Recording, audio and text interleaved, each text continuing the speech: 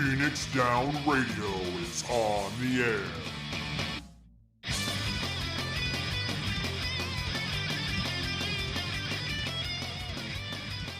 Welcome, everybody, to Phoenix Down Radio, episode number 169. Isn't that nice? 169, 269s. You're going to have a short waiting period in between, but... Oh, my. Hey. I mean... Oh, fuck it, I don't care. I'm your host, Klauss Nightbringer, and joining me is this motherfucker. This is Seyrr Tomono. Hey, what's up, buddy? Hey! I just helped a friend move today, so I'm here, I'm awake, I'm a little bit calmer energy. We'll see how long that lasts, but it's a side of Seyrr you don't always get to see. We'll see. Yeah. So, what else have you been up to besides helping your friend move? I know you've had quite a busy week at the library, have you not? Oh, yeah. We're continuing to have our summer camps. Just finished our second one, which actually went really, really well. Had a couple hiccups in it, but the teachers and the librarians who are helping with it handle the situation really well, reported in a lot of stuff, so I was able to help direct things properly. And yeah, for the most part, the campers had a really good time. We had lots of fun workshops. They were doing all sorts of stuff with coding little rolling robots. Yeah. So very Steam-oriented type of camp. Very nice. Yeah. The library summer camps are definitely camps for people with a little bit of a nerdier bent. Plus, we had a little bit extra in the budget because some of the food stuff cost less than I expected, so I got them pizza for the last day. Pizza is always good. I had pizza for dinner tonight. It was delicious. Shout out to Jimmy's. Their dessert pizza of the month is absolutely fabulous. It is a fresh peach dessert pizza, so it has sliced fresh Georgia peaches on it, and then they give you ice cream to go with it. Oh, chef's kiss. It's always kind of fun to take some type of savory thing and imagine what it would be like a dessert version of it. For a while, I was trying to work out a dessert ramen, which never came together, but... That'd be difficult. I mean, well, we've got dessert pizza, we got Choco Taco, we got... I mean, there are multiple types of dessert salads, I guess. I remember pasta restaurant that did dessert ravioli, where it was like a deep fried shell with like a peanut butter ganache inside. Ooh, that would be nice. Right? And of course, the show devolves into a food discussion, as always. But, this happens when I'm around. Or just when we have good food. Speaking of which, this last couple of weeks for me have been extremely busy. Left one job, and then I had a vacation last week into this week.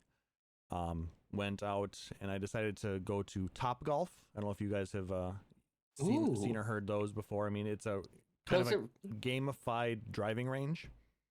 Yeah, it's the one where like they've got the big stacks of little things that you golf from, and I know there's like lots of like augmented reality supports and all sorts of other things going on with it. Yep.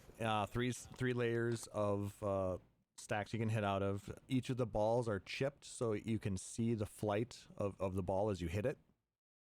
They utilize that to tell you how far you hit, know when you went into a target, and then they can use that with the augmented reality like Seyrr was talking about, so you can play things like Angry Birds with golfing. I tell you what, it's a lot of fun actually, but I did my fair share of Angry Birds when it first came out on the iPhone or Android, but doing it with a sand wedge is very interesting indeed.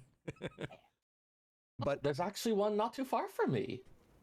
And I do have some vacation time coming up. There you go. Maybe give it a try. And they have clubs there. You don't have to have your own. But yeah. I decided to bring mine because I had not hit my clubs since probably 2012. I was gonna say, I didn't even know you golfed, man. Well, I stopped golfing because of my back. 2012, I bought a new set of clubs with the kind with tiny nubs so that my iron's always flying off the backswing. Come on. Yes? No? You don't get it? I know you have the stick, and you have the stick, and you use it to hit the ball, and then you drink a martini. No, that was a Bare Naked Ladies song reference. Oh. Anyway. So no martinis. No martinis. I bought this new set of clubs, and then the next year, or that winter, I ended up having back issues, and then I had surgery the next year. Oh. I lied. I did hit my golf clubs in 2016 at the driving range at the golf course of the place I worked. So, but it's still been quite a while since I've actually swung my clubs, and it was fun. I didn't do too badly, but oh my god, did I feel it for the next 3 days.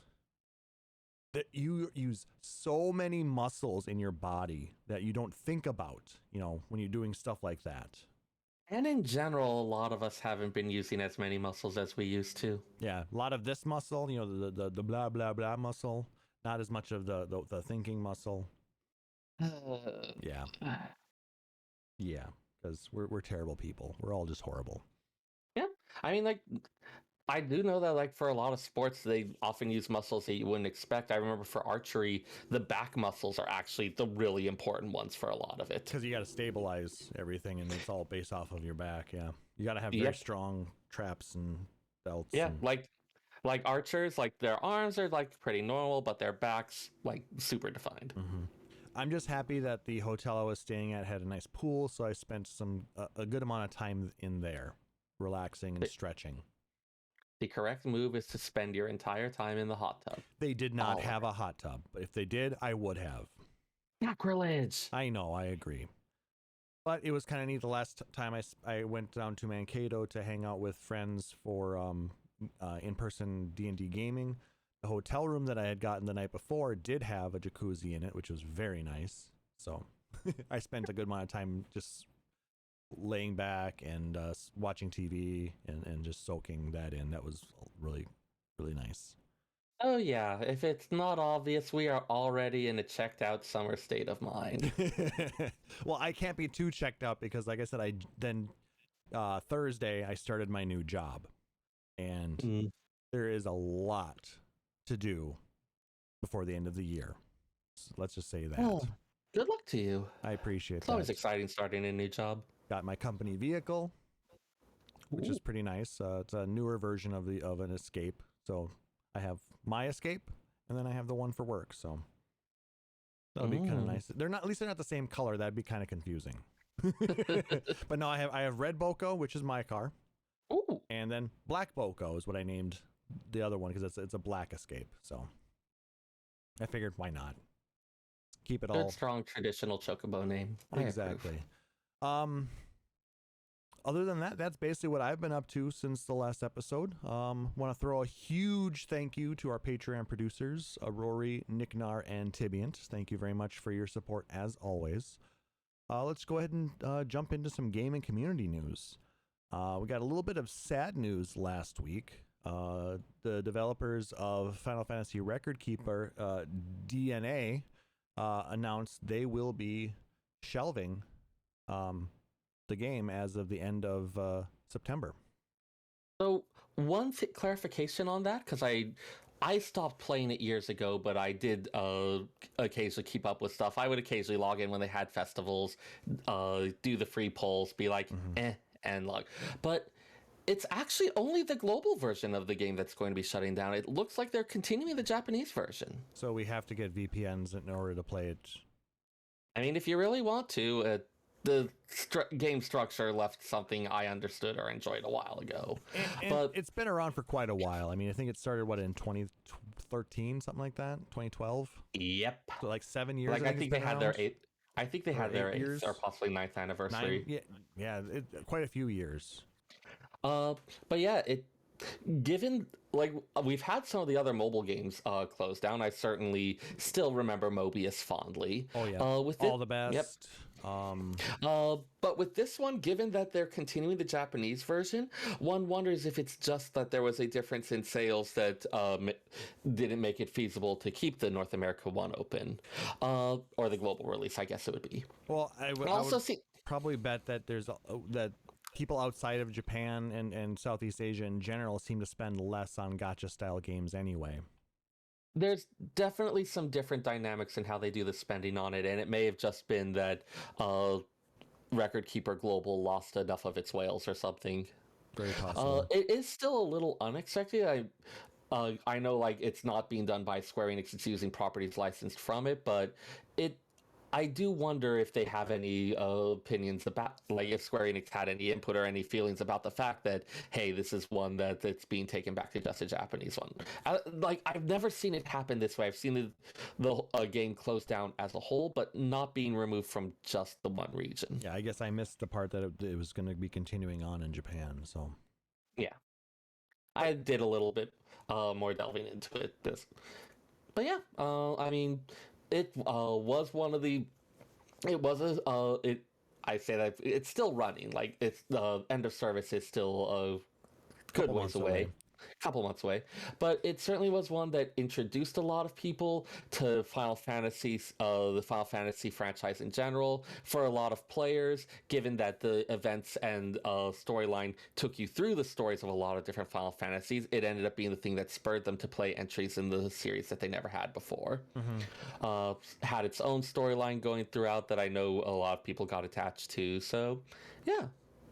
One wonders if we might see some of the characters or other things from it appearing in other products down the line. We'll see how it goes. Yep, we will definitely have to see. But it's there's not a shortage of Final Fantasy based gacha games out there. So yeah, they were just probably calling one that wasn't being as profitable. Yeah, I mean, as I said, each one, like a lot of these are being handled by third-party companies that had licensed the properties from Square Enix. So I think Square Enix still has a good chunk of say in it as well. Yeah, I think they retain some amount of creative control. I don't know the exact details. Because but... it does have the Square Enix logo on the splash screen. So. Yep. So it is a Square Enix property. It just was produced and handled by DNA. Yeah. So if you haven't tried it and want to know a little about it, you still have a little bit of time. The summer festival is going on right now, so it's a good chance to get a lot of free weapons and get access to some of it and just give it a try. Yeah. Even if you're not going to go with it for the long haul, which I mean you can't anyways. Unless you go to Japan. It's fun to at least take a look at it, get a general idea of the type of thing it was. It was an interesting chapter in the Final Fantasy mobile period, and I'll be a little sad to see it go. It was the first Final Fantasy mobile game that I played. I feel it was like one of the first ones that really made it big in the US and the global market for the mobile games. Indeed. Now, yesterday, we got a bunch of news on the Final Fantasy XIV front. Live Letter 71 happened. If you happen to be up at, I think, 3 a.m. on Pacific time yesterday, you could have caught it live.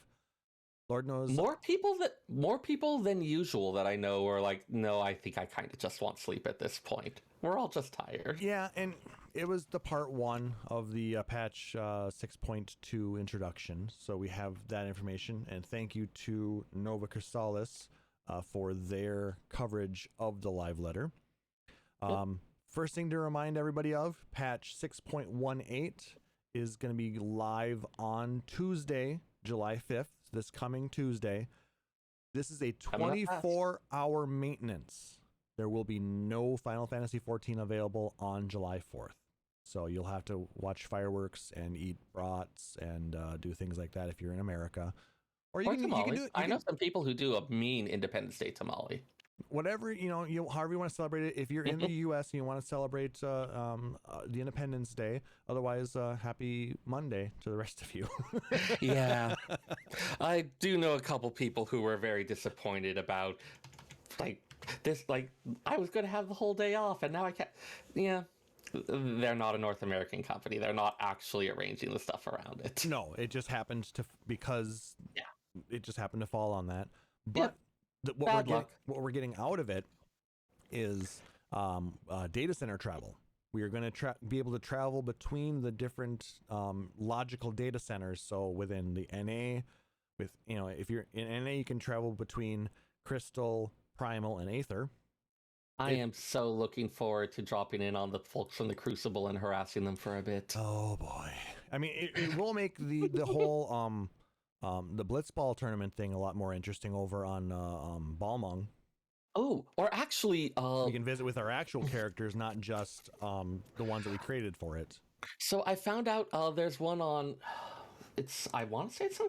I forget. I'll check which data server. But it's a house where they styled it as an aquarium. So an FC house where they have a whole bunch of FC rooms, each one being a different themed room with all of the fish that can be displayed in an aquarium. Holy. Every single one is covered somewhere in the house, and they turn into like it. One of the rooms has a touch tank. You are a fisherman, aren't you, Seyrr? Just a bit. But it's really impressive. Like, it is. You could take someone on a date there. Yep. Like, take them to the aquarium. They will also be... And now we can all go to the aquarium. That's true. They will also be introducing a new Japanese data center, Meteor, and they'll be rearranging the worlds there, that right there is probably one of the biggest reasons why they're having to do a 24-hour maintenance, as well as they're adding new worlds to the European data center. Yeah, with that kind of large-scale change, they usually need the full period for that. Exactly. I'm 99% certain that this is going to be one of those that there will not be an early ending to this one. It will go all the way until 3 a.m. Pacific time on the 5th. Get some sleep, people. Just relax. Just enjoy the fireworks. Enjoy time with your family and friends. You know, and enjoy all that camaraderie. Like I said, if you're not in the U.S., just enjoy your Monday. Maybe have a nice walk after work, or hit me up for grill tips. And then we'll see you all on Tuesday. Continuing on, they announced that patch 6.2, which is called Buried Memory. Interesting name for it. Yeah. Will be coming in late August, so we're looking at about 2 months. In addition to the main scenario quest they mentioned, we've got the Somehow Further Hildebrand adventures. Yep, those are coming in patch 6.25, however, so it's not in late August. This is going to be closer to the naming scheme is September, just getting, October timeframe. Yeah, the naming scheme is just getting even more out there. Relatedly, go ahead. Relatedly, they also mentioned the new Relic weapon system that we'll be having for the Endwalker cycle. This one's inspired a lot of commentary at Salt in some cases, as our new Relic weapon questline will be Manderville weapons. Yep, and it is locked behind the Manderville questline. So people are upset that they have to do these optional quests to get Relic weapons. Be nice. But now, it is the case that have always been optional. I mean, I'm going to mock them, but for different reasons. Okay.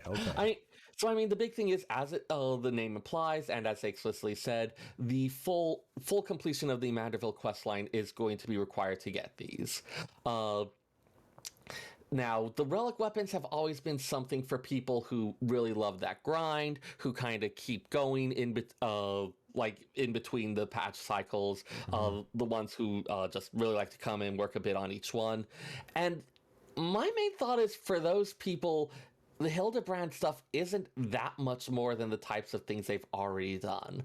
I feel like for a lot of people, it's more just an objection to Hildebrand content in general, which I can understand that a bit. It is the big slapstick comedy. It is very in contrast to the feel of the rest of the game, and so I get why for some people it's not their thing.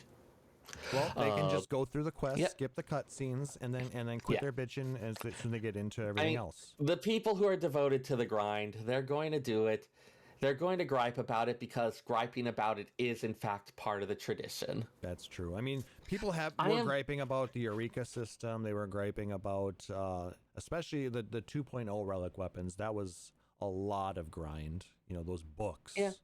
I mean, it's always been a thing. You've got those Savage Raid content where you do it through learning some, quite frankly, insane fights, or you do it the slower but more reliable one for the people who don't necessarily, and not even necessarily that they don't have the skill, but they don't necessarily want to put in the amount of intense, focused work and are happier with a bit of a more kind of like gentle, gradual one. Or just don't. Though some of them have then the go for the time. intense. Some of them then go for the intense, focused one on that anyway. So there's plenty of reasons people don't enjoy doing Savage content, and this is an alternative. Yeah. I am kind of wondering what the storyline will be around that. Our previous Relic Weapons have had those field areas, Eureka, and then the Save the Queen areas that were used as the kind of framing device and support regions for that, and we haven't had an announcement of anything like that yet. Yeah, we're going to get more information about this in the next live letter or next couple of live letters potentially. Here's my thought. It's going to center at around the gold saucer, and Godbird is going to want us to help him creating a new attraction in the middle. Just huge, big, mammoth project. It's going to require a lot of water and a lot of technology. And the weapons are the enticement for us to help out with this? Yes. And then when it's all done, we also get Blitzball. Oh, boy. Wouldn't that be cool, though? It would. Also, if it does happen, I don't know, we'll figure out some type of... There's no way in hell my idea is even close to correct, but it's just a dream. If we do, I'll I can't buy you ramen, you're all the way over there. We'll figure something out. Next FanFest, you'll have to buy me something. The Manderville weapons were the biggest this conversation generator of the live letter, but we had several other things mentioned. The new Gathering Tribe quest will be focusing around the Omicrons out there in Ultima Thule, which that would be kind of neat. Yeah, a little unexpected for me.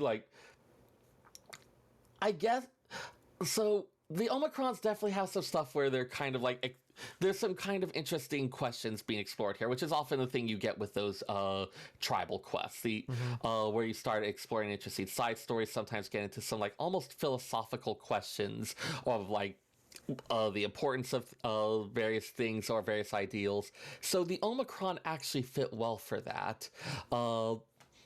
My main weirdness on that is all the races in Ultima Thule were just recreations made by Meteon's memories of what she encountered out among the stars.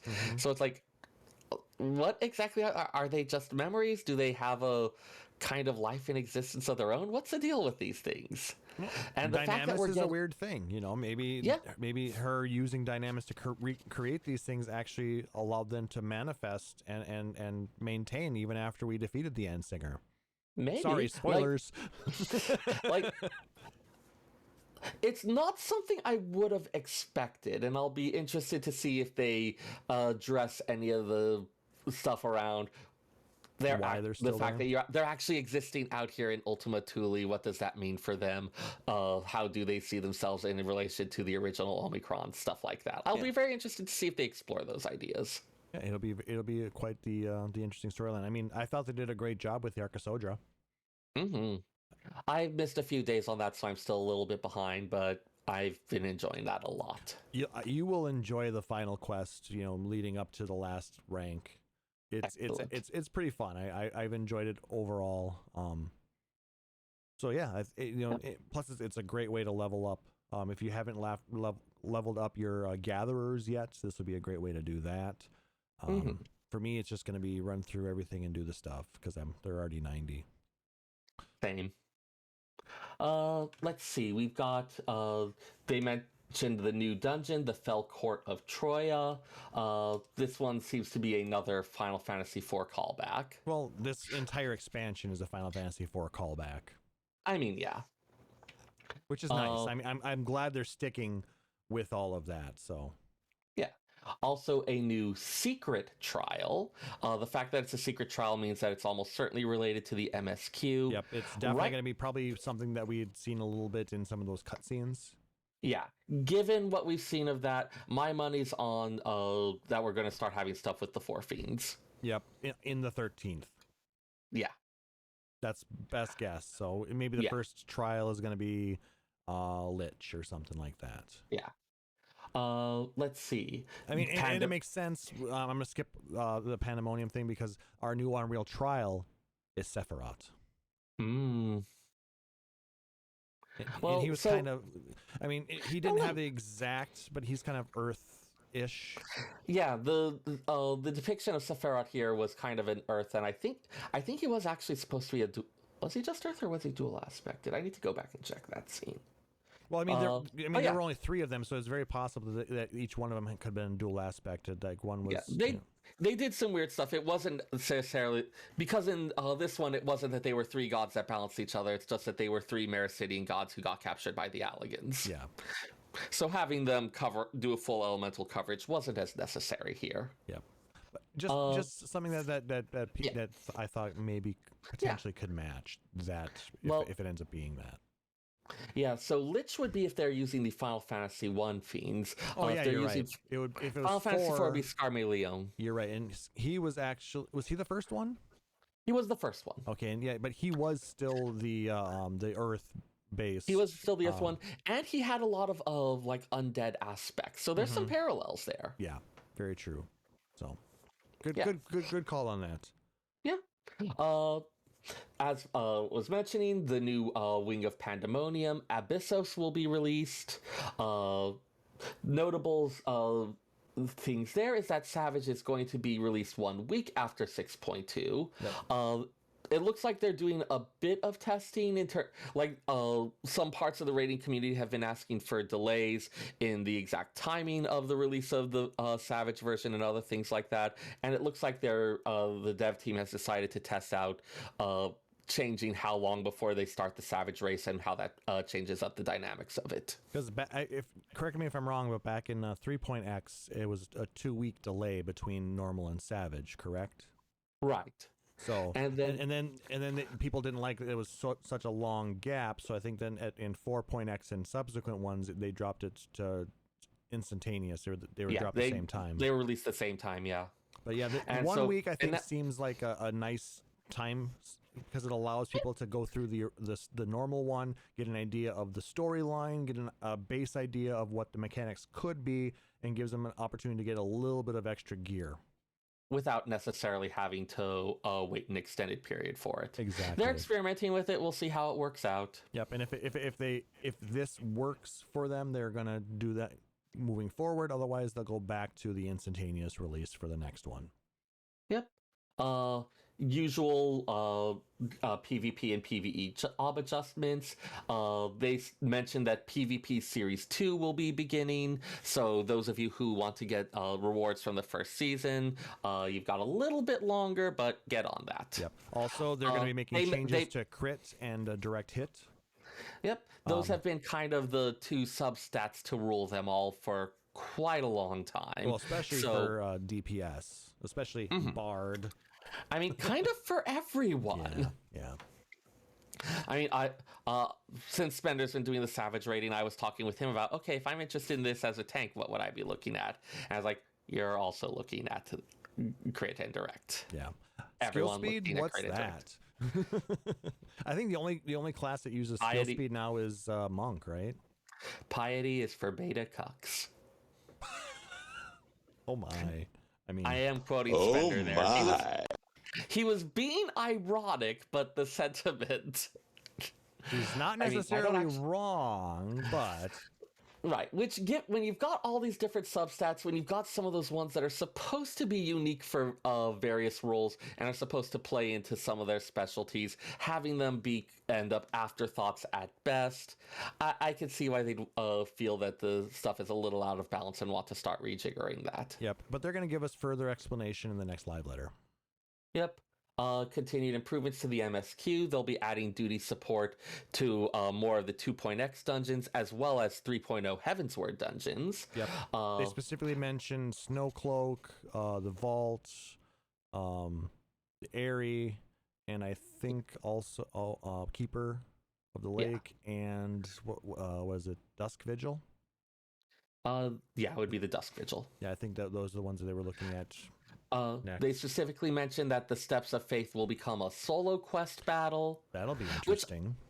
I am kind of okay with that because the current Steps of Faith is just a hard DPS race, and there were so many interesting set piece mechanics to dragon killers, a lot of the stuff with manning the cannons and all that just kind of gets skipped and overlooked these days. So if redoing it as a solo one and then being able to require some of those mechanics be used while not necessarily having it be okay, you've lost the entire thing because there was one person in your party who... Like, they can add some... And we saw this actually with the Ultima weapon revamp and the other stuff, where they were able to take it from a DPS fest that people just raced through to something that had a little bit more drama. This is supposed to be like the big set piece of defending Ishgard before you're allowed in. Yep. So I am happy that they have this attitude of going back to these really major story beats, revamping them to make them fit the changes in the battle system, the changes in the player dynamics, while still having them be these really big and exciting pieces for that still add those dramatic moments to the story. Yeah, I mean, because in the moment when it first came out, I mean, it made sense to have it be an 8-person trial because there was so many people doing it at the time. Now we're looking at content that is 6 years old. And it's not as many people are running through that. A lot of people are actually paying to just skip all that shit and jump right into the next or the second newest expansion, so they can go that route. But no, I mean, I think.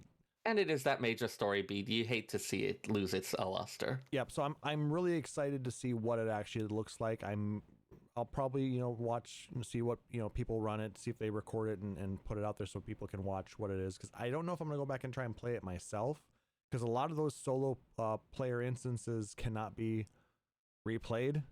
Or if they figure out a way, or I don't want to go all the way through. It's usually a New Game Plus thing. For that section to do just that. Yeah. Let's see what else we've got. Mentioned a couple other revamps. They're introducing variant dungeons.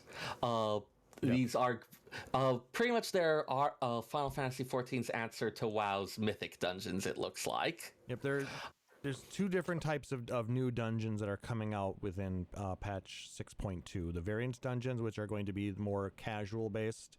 You can join them in a party finder or a pre-built group with no role restrictions. That's kind of nice. So you can all your friends can play if you're all DPS or all tanks. Not even as much of a party size restriction. It's described as level 90 casual play for 1 to 4 players, so you could even take them on solo if you are so inclined. It also does allow job changes during the dungeon. The enemy strength will be determined by the party size, so it will be dynamically scaling based on what you're bringing in. And there will also be several different potential routes through the dungeon where it's going to branch based on the actions taken by the player. For those who really like their dungeons to have a little bit more of those story aspects, some more of that fun ludonarrative. I love that word. This is one where you're going to have lots of different ways to explore, lots of different ways to kind of tell the story of your progression through this dungeon. A bit more appealing to some of that casual play that's focused a bit more on the story and less on bleeding edge mechanics in play. Yep. And the first dungeon is going to be the Syldin Subterrain. For those of you who may not remember, Syldin was the sister city to Ul'dah that met an unfortunate end under very suspicious circumstances. All part of fine Ul'dah tradition, I'm sure. And various waterways from Syldin now run underneath Ul'dah. 1.0 players might actually remember venturing down into some of those subterranean waterways to take on the cultists of the Lambs of Dalamud. So it's kind of fun that they're bringing them back. Realm Reborn players may also remember Thancred and Ishtola getting themselves stuck down there and using the Forbidden Teleport. Good times. So yeah, kind of curious about how they'll get us back into there. And then, in addition to the variant dungeons, they also mentioned Criterion dungeons. Now, these are going to be in the same place, so it'll be this one, the first one will be another Syldin Subterrain. These ones are intended as a high difficulty challenge for 4-player parties. It does require the standard tank, healer, double DPS. Visually, they're going to be similar to the variant dungeons, but the structure and difficulty is very different. They'll have normal and savage modes. In the normal mode, you have a party less. If you come in with a party of less than 4, you can be matched up via. Is that Party Finder? Should that be Duty Finder? Yeah, whichever, I think. Yeah. So if you can come in with a smaller party and you'll be matched up via Duty Finder as normal. Normal resurrection abilities are not allowed, and instead you get a limited number of revival actions. The Savage mode must be pre-made. There's no party matching, no resurrections, and if the entire party wipes, all of the defeated enemies revive, and you're pretty much starting from the beginning. The entire dungeon also has an enraged timer, wherein if you're not clearing it fast enough, the enemies become much stronger. So this is that higher challenge for people who really want that kind of savage content, but based more towards kind of your traditional dungeon and party play rather than your raid play. Yep, and we'll probably get more information on that on an upcoming live letter, as like what the type of loot we're going to get out of these will be. Yeah. They talked a little bit about Island Sanctuary, though still frustratingly scant on the details. I think where people are a little bit more upset is the fact that this isn't going to be another housing. Yeah. It will have some of the functionality that people maybe are looking for, like they'll be able to garden, they'll be able to build things and craft things, but it's going to be its own area. Things that are done on your island are not going to have any impact on somebody else's island. Yeah. They talked a little bit about how you'll be gathering materials, caring for critters, building facilities, crafting items. The materials that you gather are island specific, and they will be held in a separate inventory, so no need to worry about your overflowing bags. Yep. You'll also be growing crops different from the style that you've been growing in your estate gardens, and crafting special tools, as well as collecting and caring for rare and unique creatures. They describe it as being content where you get to build a base of operations with an opportunity to customize appearance, unlock further tools for developments, and allow minions to wander around freely.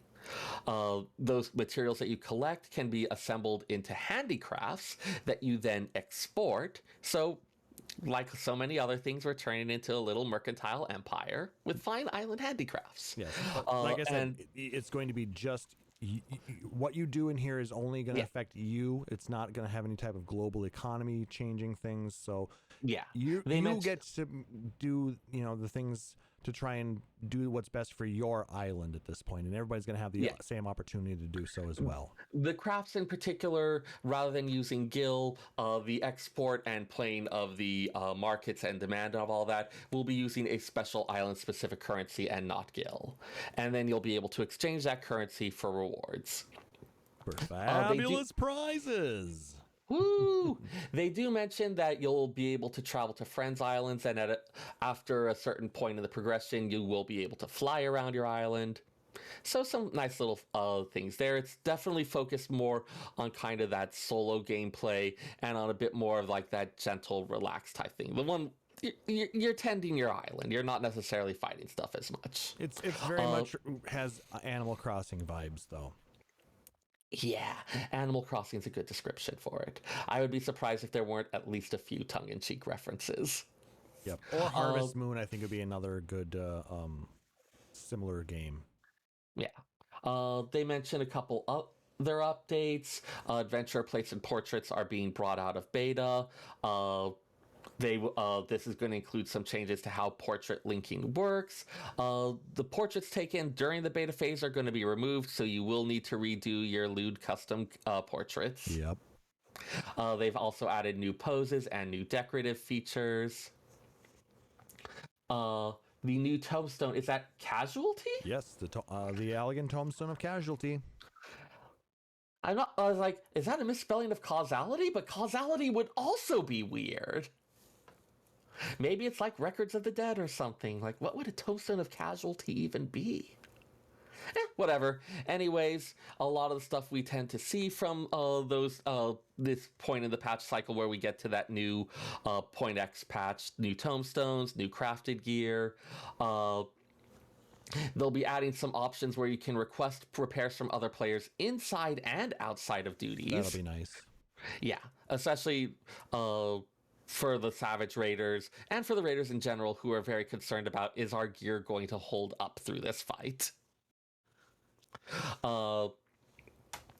Adding some other quality of life things, adding a combo sequence display. So for those, I'm not quite sure what this one means, the combo sequence display one. Do you know what they mean by that? In the action list, you know, if you go into the game and you go into your action list, it'll show you any of the combos that come after you use that move. So when you're looking at your list of moves and saying all that stuff up, it will make it a bit more clear which ones combo into which ones, which may be important to you when you're actually setting up your action bars. It's completely important, instead of having to go through and find out which ones light up and then moving it in that way. So it'll give you a better idea as to what goes where. Or reading the tooltips very meticulously. My usual preferred method. So this will be nice for those who don't want to pull a Seyrr. Hey, I generally did fine on it. I just spent a lot of time reading my tooltips is all.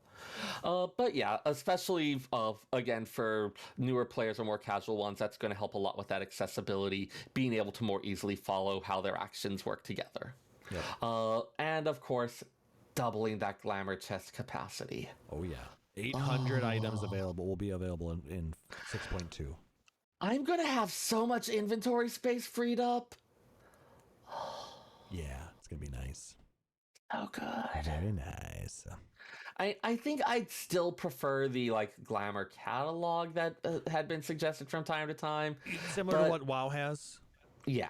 Yeah. But in the absence of that, which my understanding is there's a lot of technical debt that makes that very expensive to revamp and make it feasible. Yep. In the absence of that, or while waiting for that, doubling that Glamour Chest, I think, will cover a lot of my issues. Yep.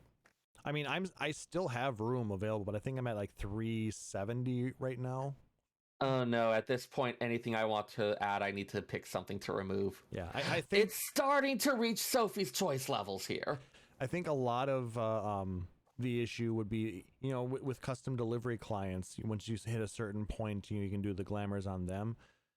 If they would need to make some major changes, because you have to remove an item from your glamour chest if you want to use it on one of them. So they would have, which is interesting, because I know, for squadrons, if you're glamoring them, you can choose freely from your glamour chest as well as your armoire. But you can't for any of the custom deliveries. Right. You have to have the item in your inventory in order to glamour it onto them. Same with your retainers. Relatedly, I just love how Amelia, this is the week where people got her to max level, and I just love how she introduces the entire idea of giving her clothes to wear. Yeah, they they know what we've been doing. Amelia, if she could break through the fourth wall, knows what she'd be doing, and she wants to tweak our nose about it. Oh yeah, and we love her for it. Yep. Yes, they knew exactly that we would go that route. I pulled out. I do all appreciate that moves. she wholeheartely acknowledges it and pokes some fun about it. Yeah, she wants to make things exciting with her husband. Yeah, that's it. She just says that she wants to try stuff that would suit her, and if it makes him blush, that's even better. She just wants to tease him a bit. Yes. Let's not explore that too much further. Have you seen some of the memes that have been going around? Somebody created a quest plate and put in there, Alphino and Alice want to know why you dressed their mother up in Tubi's panties and the bunny bustier. See, I'm going to put her in the outfit for my merchant empire.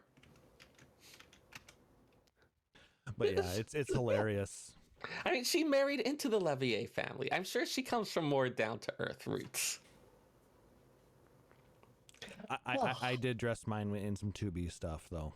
Not gonna lie. Of course. I mean, it's fashionable. Come on. that was the highlights from the live letter. Yes. Aside from that, the other major bit of news is we've had some more interviews with Yoshida talking about Final Fantasy XVI. Yep. Last week, a number of different gaming organizations had an opportunity to sit down and interview Yoshida. I linked a few of them here. We're not going to go into very much detail on them because there is a lot to talk about, but I'm going to link ones from GameSpot and... did I get them all in there? We've got GameSpot, Game Informer, and IGN all released interviews discussing various aspects. Yep. A couple, though, definitely recommend reading those articles to get a lot of the nuance on it. Couple highlights: they confirmed that it's not going to be an open world one like Final Fantasy XV. They're going to go ahead and go back to more having contained regions while still taking some of those other styles from modern AAA games. And it's going to be a more mature based game. It's not going to be very light and bubbly content. It's going to have a little bit more grit to it. There's going to be a little more of an edge. I mean, the Final Fantasy series has been going since the late 1980s. 1987. Yeah, like once upon a time, the people who were playing it were mostly teenagers, young adults, but now you have fans going from those teen years up into their 50s and 60s. You've got an audience that spans quite a range, and a lot of them do have that appetite for more complex, interesting, and mature storylines. Yep. And we have seen that a number of the games have skewed that way, with a number of them also still skewing more towards the to everybody. If you look at Stranger of Paradise, definitely a more gritty entry into the Final Fantasy canon. When you're looking at the storyline of the original Final Fantasy. If you look at things like Chocobo GP, very lighthearted. Same with World of Final Fantasy, stuff like that. And then you've got the games more like Final Fantasy XV, which is kind of a middle of the road. It deals with a lot of issues, but it's not. The franchise is large enough and has enough different sublines running within it that they've got stuff to offer a lot of different audiences, which also means that they can start offering some of that more mature stuff. Exactly. Also, I just want to mention that one that I know several people will be excited about, the puppy that showed up in the very first trailer, does seem like he might have a bigger role to play in the gameplay than initially expected. Some stuff was said that hinted at the idea that he could be a party member or somehow involved with the party in that way. Whatever it is, they did reveal his name as Torgal and mentioned that he's runs a little bit more wolf than dog. Interesting. A puppy. Also, speaking of I look forward to seeing Final Fantasy XVI appearing on the Twitter, "Can you pet the dog?" The answer had better be yes. Right. All I'm saying. And speaking of Stranger of Paradise, there is going to be DLC coming for Stranger of Paradise, I believe end of this month. It's going to be based off of the Worm King Bahamut. So, look forward to that. I still have yet to buy the game. Maybe I will. We'll see. I mean, with everything else going on right now, do I have time to jump into a new game? Not necessarily. But it is what it is. And yet, how much did I buy during the Steam sale? I bought nothing. I'm proud of myself. Oh, anyways, new topic. So, how about that Final Fantasy XII soundtrack? Let's listen to some stuff. All right, let's go ahead and get started on disc 2 of the Final Fantasy XII soundtrack, which goes a little like this.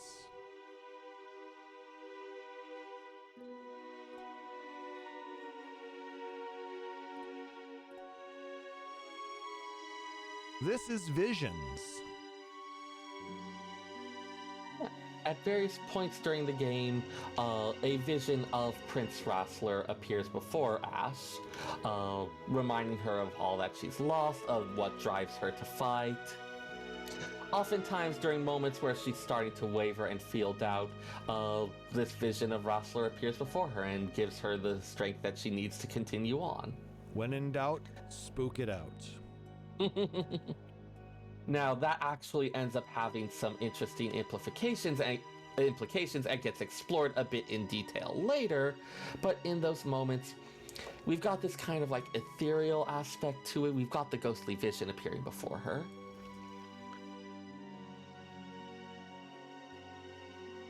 Kind of a little gentler in some way, reminders of happier times, I suppose.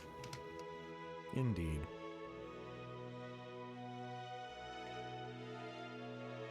Yet it still maintains that different sound that a number of the Final Fantasy XII tracks have over the previous iterations.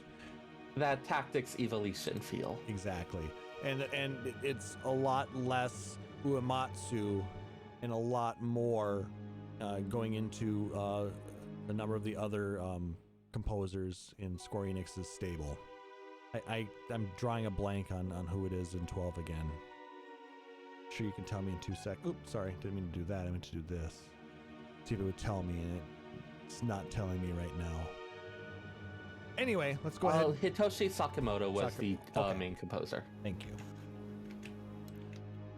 Let's go ahead and jump into the next one. Flash of Steel. This is definitely a banger in 12.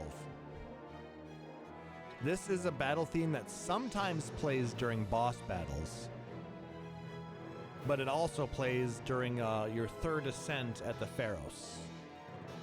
It's energetic, heroic at times. Mm-hmm. You've got the strings here coming in.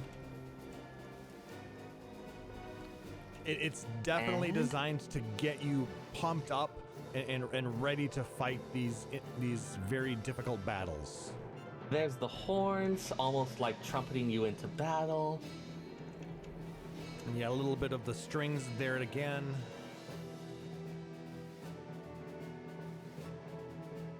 It's just this is it's a good song. like in a lot of the representations of Final Fantasy XII in other games, in other media and the like, this is one of the tunes that they use a lot for it. So it's become kind of representative of the game.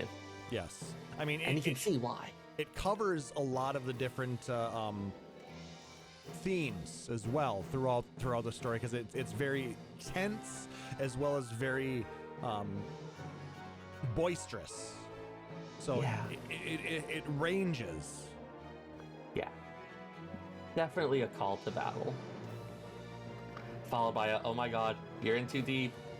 Archers converging on your position. Pull back, pull back! It does have a bit of a chaotic feel of a battlefield to it as well. Yes. All right. And when you're done with your battle,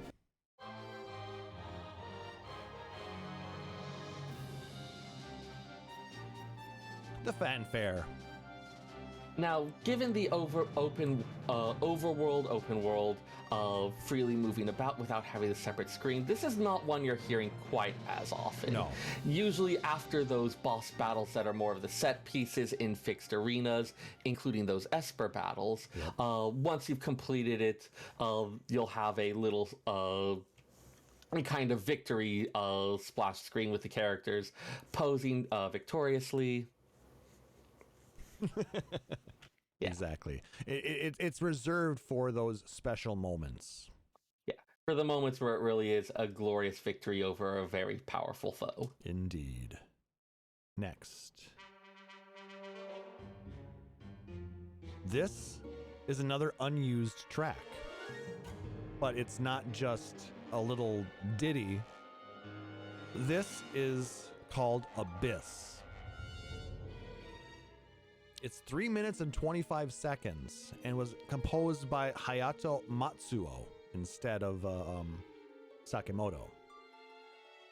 I can see this fitting with like a underground dungeon, something like that.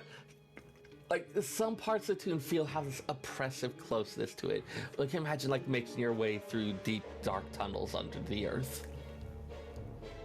And there are a number of spots where you do work under the ground.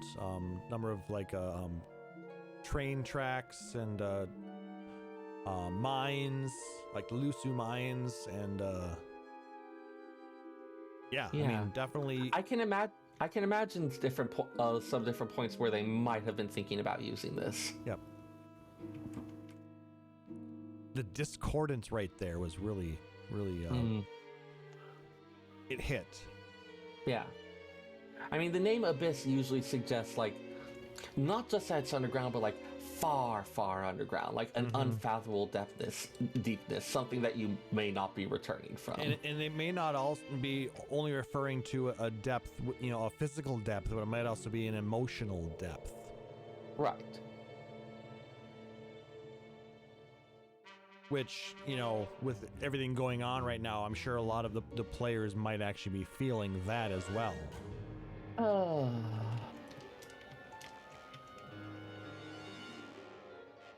I'm gonna let this one play because this is one that most people haven't heard. Yeah. You still got a lot of those other characteristic elements. So much of the strings. Love the strings. And then that piano line right there. And then the brah. Like, I could imagine all sorts of creatures emerging from their warrens underground. It's like being swarmed by monsters. The orcses. Something Like little goblins, you know, climbing the mines of Moria. Something in that vein, yeah. Yeah, I mean, yeah, this actually does kind of seem like they're just traveling around, and then this is when they hit the helmet and it goes and just ricochets, and yeah. Granted, this isn't Lord of the Rings, but it just kind of reminds me of that a little bit. I mean, If you arguably, want to some talk of the about an structure abyss, follows certain aspects. yeah.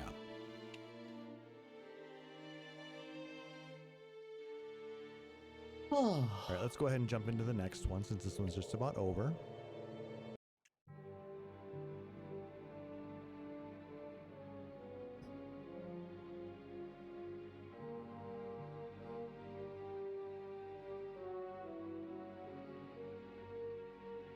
This is called Gathering Storm, Imperial version.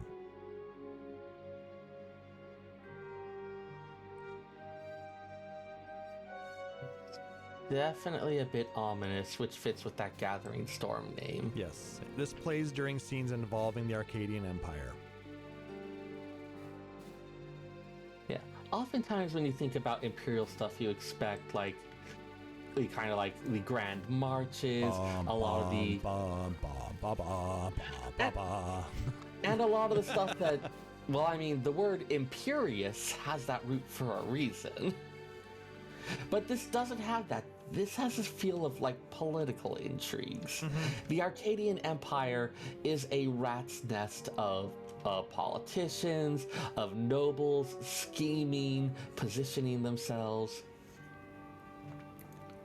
Like, the thing about the Gathering Storm is that it's still gathering. It hasn't broken yet. The winds are starting to blow, but it's more of a things are, like, pieces are beginning to move. It's not quite at its full force and glory yet. Things are coming together. It's impending. You can sense a change in the atmosphere. Yeah, which is why I used the word ominous earlier. Like, something bad is coming.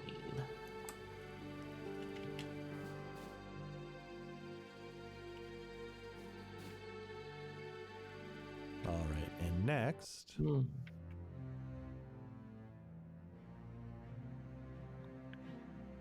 This is Balthier's Promise.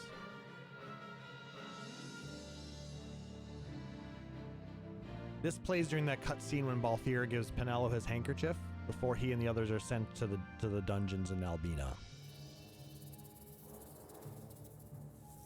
He's basically telling her, "We'll come back from this, so just wait for us. Trust us." For all of his main character swagger, he does also have a bit of that main character secret heart of gold. Yeah, he's a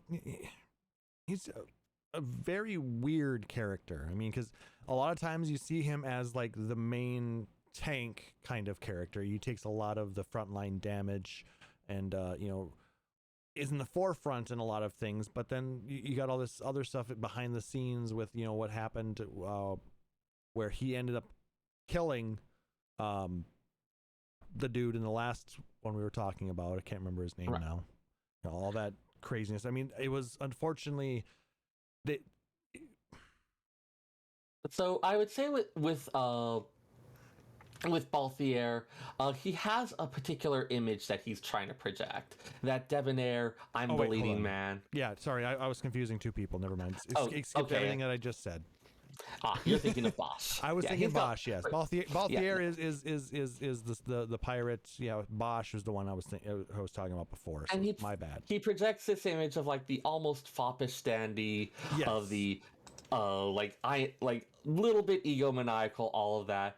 But we start getting hints that there's something running deeper under the surface, and that some amount of that is a front. And we do have these moments where that mask drops a little bit, like where he's comforting Penelo. Yes. Balthier, I've always thought was a pretty cool dude. Mm-hmm.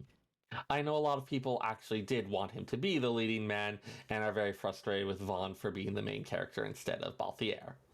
I think it's perfectly fine for story structure reasons, but the man has his fans.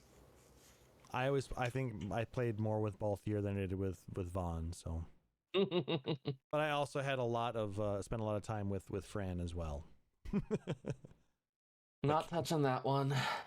That's fine. Let's continue, shall we? All right. If things don't go well, you get the game over.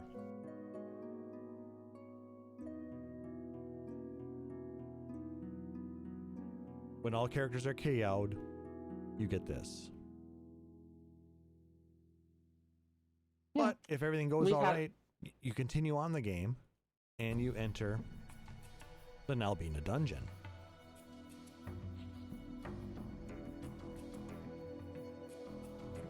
Oh.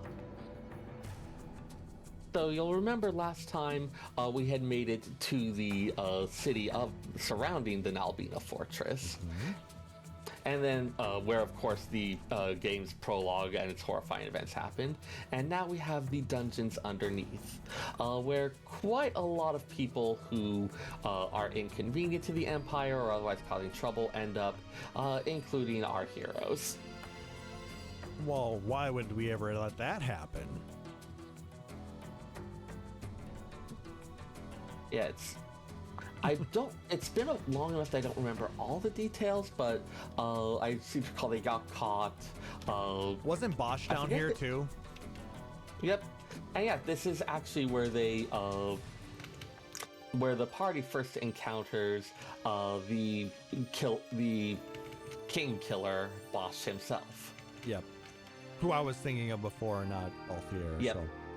But yeah, I think at this point, this is where they basically don't they go into basically rescue him?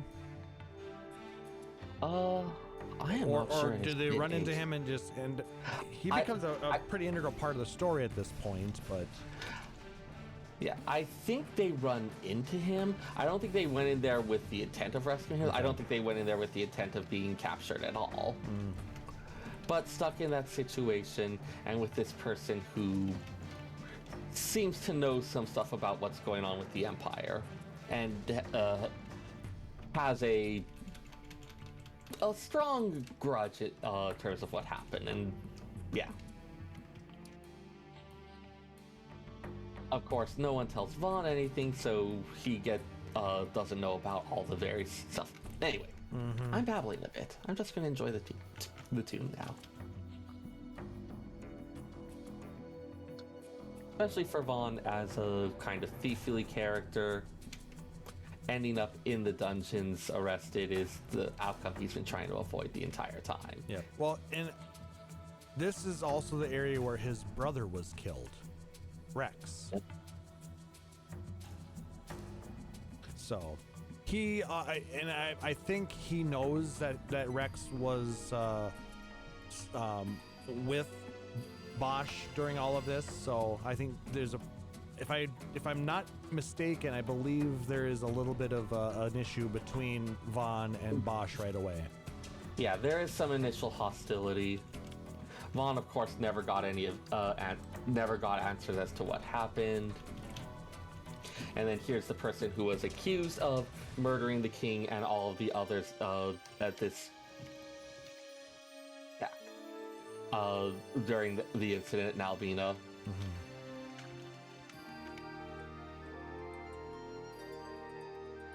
But yeah, it's a very grandiose song for a very large section of the game at this point. So, all right, let's go ahead and jump into our next one.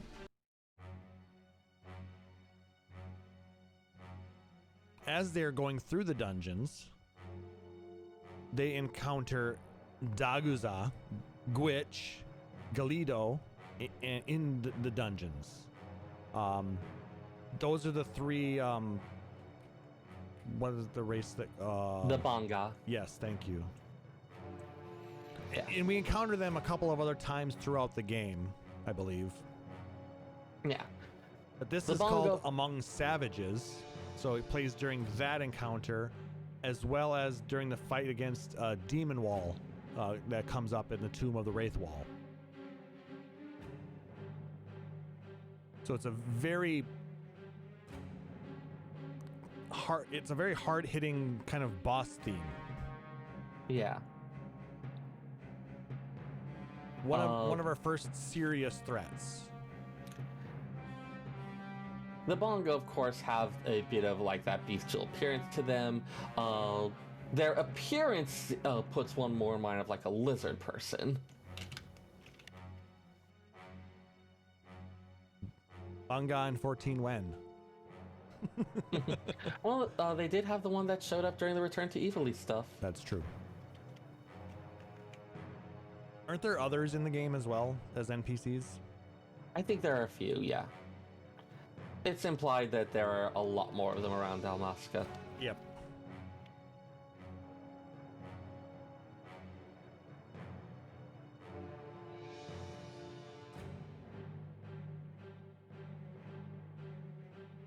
But yeah, the fact that they use this theme on the Demon Wall fight as well, it just shows how serious and how hard-hitting this.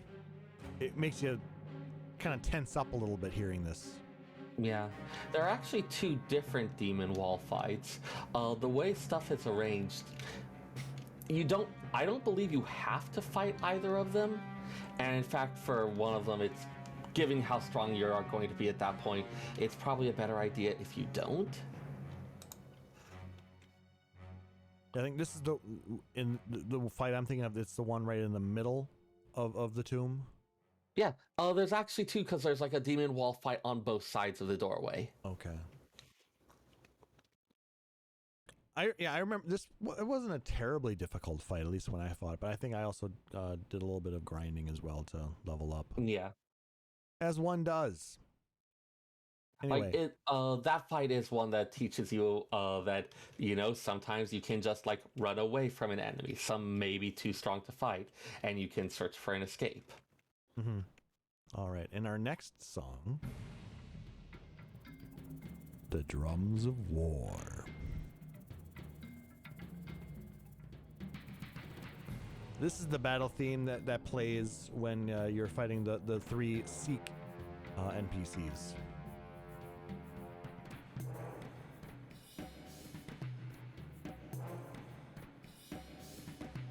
They're kind of the pig style. They kind of like the pig noses. Yeah. Another one of the multiple races within Evilus. Yeah, Evilus has quite a number of different races in this installment. Yep. Humans, Mughals, Sikh, Banga, Vieira.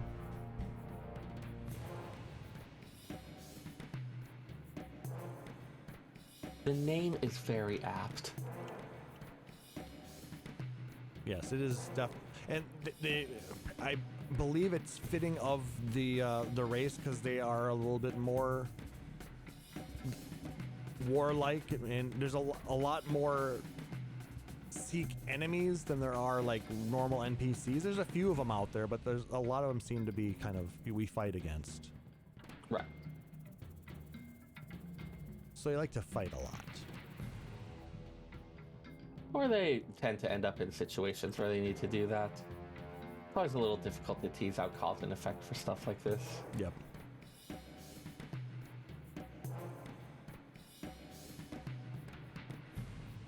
A very interesting track, though.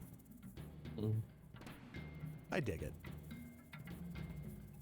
Not very danceable though. I mean, it depends on what kind of dance you're trying to do here.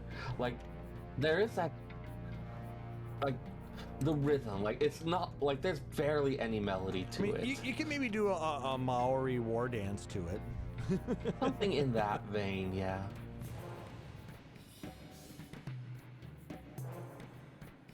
A little bit more primitive in its in what it's trying to convey. But I mean, Yeah. that's the thing. I mean, drums have been used for millennia, you know, to organize and get people together, you know, to fight in unison. Yeah, it's a strong driving thing that everyone can hear. It's simple. You hear the beat and you just follow the beat, and you can encode all sorts of different directions into it. Yep. So yeah, I mean, primitive but effective. Yeah. The fact that it's survived since ancient times speaks to just how effective it is. Yeah. And now going on the opposite spectrum of primitive, we have the theme of the Arcadian Empire.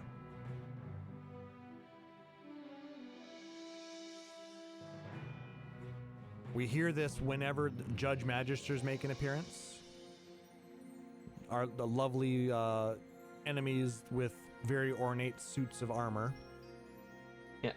You want to talk about like the contrast between savage and civilized. Judges are the embodiment of the concept of law. Yep. I am the law. I mean, kind of, yes, but with less hamming it up. Yeah. And less guns. They have big swords, though. And realistically, if you think about it, a lot of the armor from the Garlean Empire in 14, a lot of that draws its similarities from the Judge's armor in 12. Oh, 100%. So if you thought Gaius's suit of armor looked familiar, it does. Yeah, a lot of similar inspirations. Yes. I think you actually can get the Judge armor from Save the Queen content. I don't remember. I didn't build up gold coins very much, so. Yep, the Law's Order set. This, of course, is one of the things where we are reminded that law is not the same thing as good. Yes. The law represents the values of a society or the values that its leadership wants to uphold. And depending on the qualities of that leadership. Yeah, we're getting a lot of that in real life, too. Can we please not? You're not wrong, and it's an important thing to talk about. I just can't right now. No, and that's perfectly fine, but I just want to make sure people are aware that judges aren't always good people. Yeah. Whether it's in video games or real life. Yeah. Like so many other things, there's an ideal and a role that we want them to uphold, but then there's how it may often end up when faced with the realities of politics, of different factions and their beliefs. Messy, messy shit. Yep. Philosophy of law is one of those other things that I will talk about for quite a while. It just doesn't come up nearly as often as cooking. Not usually as entertaining either. No. Still a good topic, though. Yes. I like talking about cooking. Let's talk more about cooking. Yeah. We should do cooking streams. I still want to do some Final Fantasy XIV cookbook streams. But it would be more fun to have people to do them with, not just me, so. Oh, and we've got some of those, that last bit there, that like we'd heard that element before. So revisiting it in the Judge's theme. Yes, it's kind of interesting hearing some of the more whimsical pieces here, going in then into the dum dum dum dum dum dum dum. But yeah, this middle section here had a lot more of the whimsy and goodness of what the Empire might represent, but this kind of gets back into some of the more firm grasp that they're trying to establish. Mm-hmm. The rule of law. Yeah, remember that law, empire, all that is not inherently good or evil. Though there aren't too many good empires. Yeah. Republics seem to be a little bit more on the up and up, but when you devolve to an empire, then you kind of have some issues. I mean, it's kind of that eternal question about the balance between like stability and security versus freedom. Yeah, we can get into a whole spiel as to on all of that. So now we're on political philosophy. Which, I mean, there's a lot of that within 12. Oh yeah, I mean, like the Evolution Alliance stuff in general, with a lot of those kind of political intrigues, with a lot of those maneuvering of various factions and groups behind the scenes. There's a lot of opportunity for discussing political philosophy and the ideals by which a nation should arrange itself. Mm-hmm. It's not just pew pew. You're an empire. You're bad. Yep. Empires come into existence for various reasons.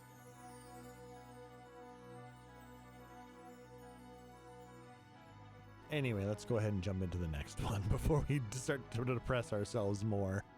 Oh, I find the entire topic fascinating, but... You know what's even more fascinating?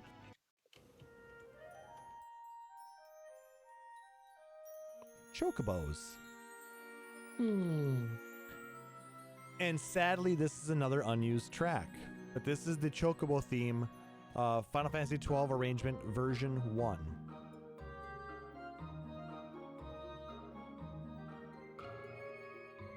There's almost a stately quality to it. I like it.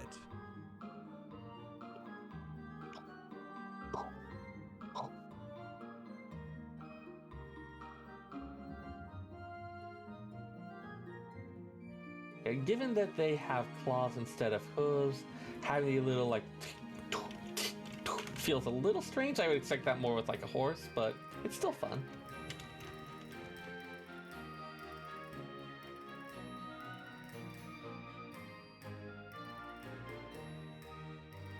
But you can definitely hear the Evolution influence in the familiar melody. 100%. It's kind of nice. I could actually imagine this is like a courtly dance or something like that. With a horse bird? Sure. The royal horse birds. Maybe you could dance with this little guy.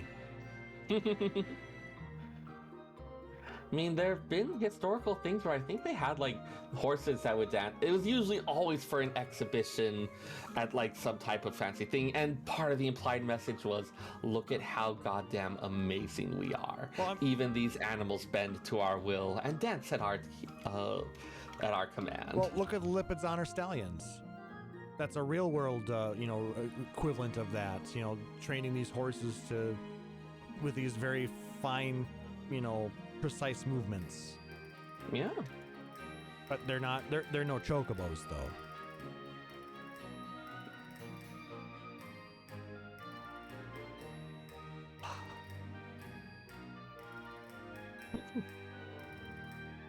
Sir, I love chocobo themes. Unapologetic about it too. Damn right.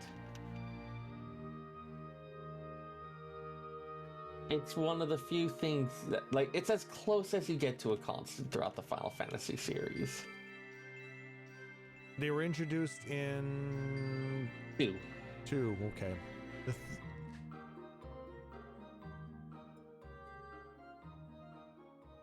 All right. And I mean, they've appeared in every installment since, in some form or another, as well as in so many of the spin-offs, not to mention things like the Chocobo's Dungeon. Exactly. And the Chocobo GP. Yeah. Which, speaking of which, I think season 2 of that's coming out very shortly as well. So, anyway, continuing on from our unused Chocobo theme, we venture into the Barheim Passage.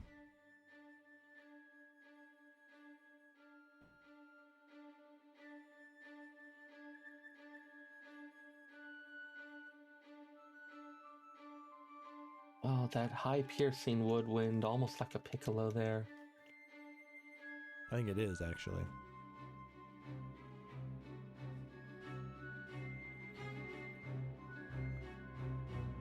It makes me think of like kind of a light in the darkness, but like a ghost light. Or maybe like a will-o-wisp or something. Like it's a light, but maybe not one you can trust.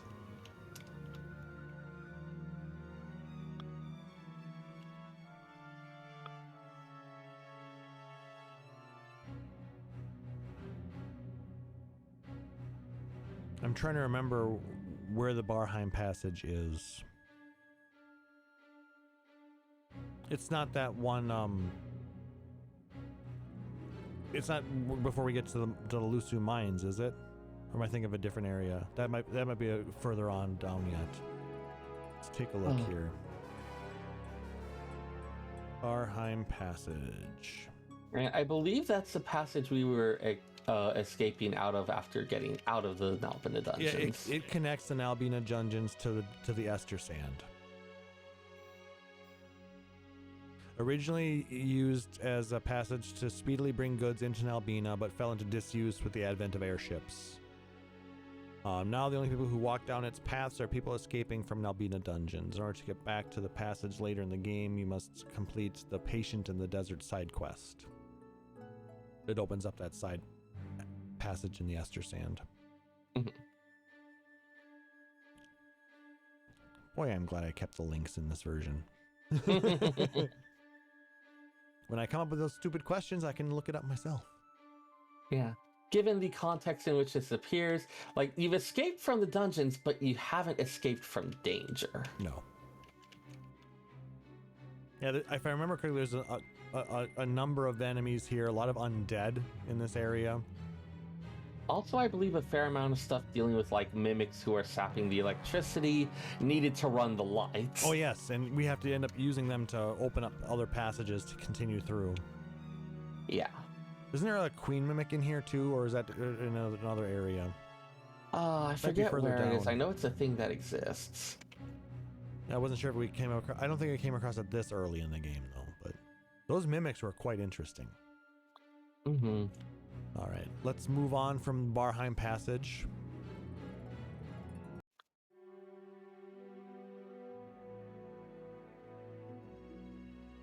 This is called Sorrow, the Resistance version.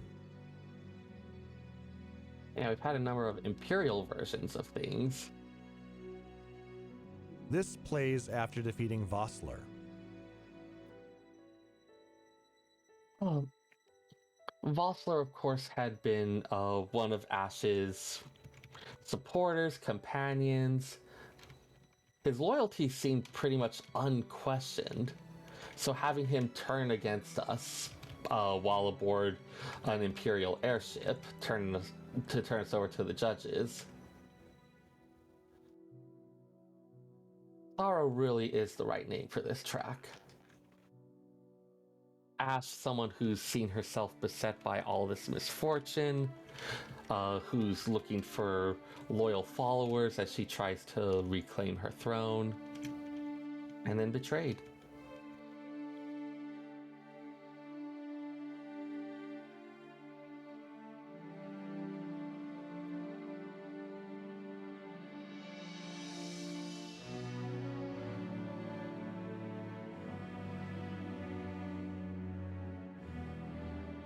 It's a very strong part right here.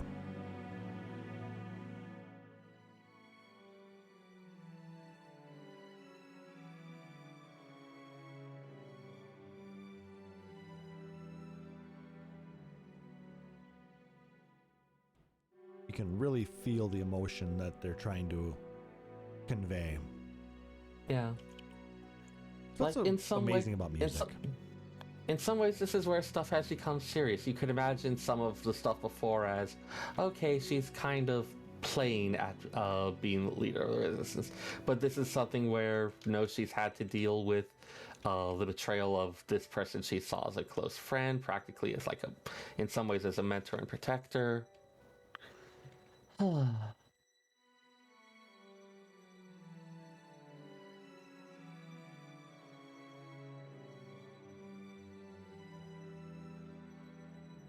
And moving on from this,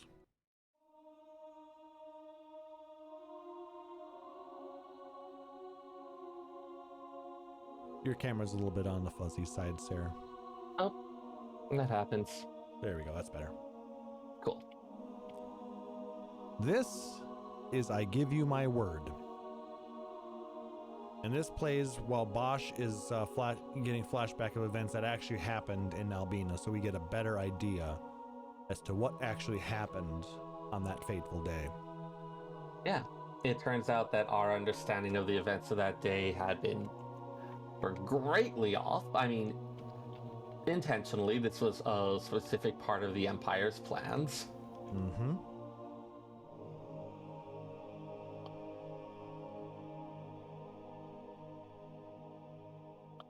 I mean, I think we don't have to worry about spoilers at this point, but one of the things that comes up is that Bosch has a twin brother, and that it's this twin brother who assassinated the king while pretending to be Bosch, so as to frame him for it. Mm-hmm. Indeed. And to basically kind of at that point ruin his trustworthiness and shed poor light on that entire the whole thing, like, to make sorry, part of it is just like to kind of break their will to fight.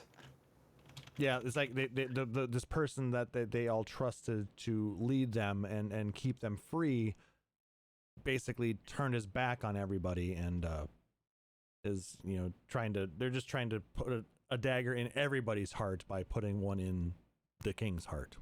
Like, one could imagine that if there was going to be someone who would have like led the fight against it, that like this loyal knight of the king would have been the one. So by wrecking his reputation, having a pretext to lock him up.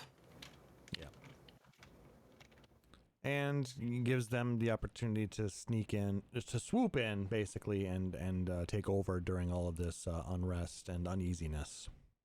Yep. Take out everyone who might have reasonably been one of the people on at the levers of power. Yep.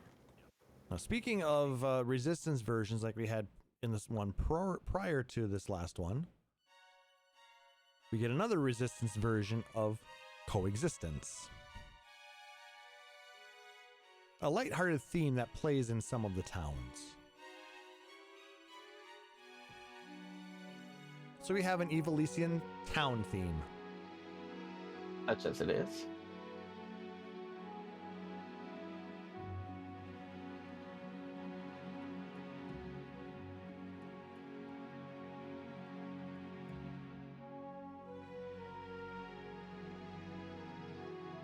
Like for the towns that aren't large enough to like have their own theme. There's a few smaller ones that we travel through to get, as we're going through our travels. Not everywhere can be Dalmasca. Yep.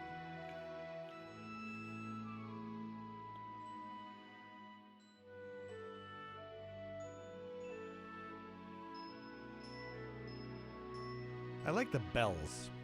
Or the... Yeah, no, I think they're bells. Like, the nice high pitch on them has an almost like fairy aspect to them. Like, magical in the sense of being like mystical and wonderful and something unexpected happening. I think it's actually just the higher notes on a xylophone, but it just reminds me of kind of a bellish tone. Yeah.